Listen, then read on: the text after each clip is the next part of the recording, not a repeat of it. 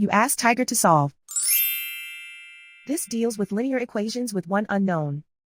The final result is v equals 8/5. Let's solve it step by step. Group all constants on the right side of the equation.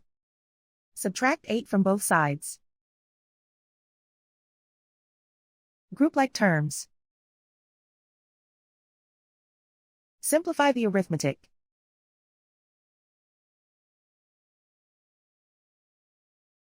Isolate the v.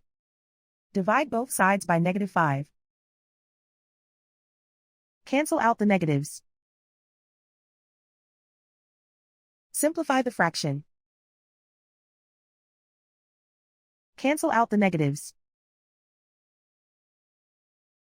And so the final result is v equals 8/5.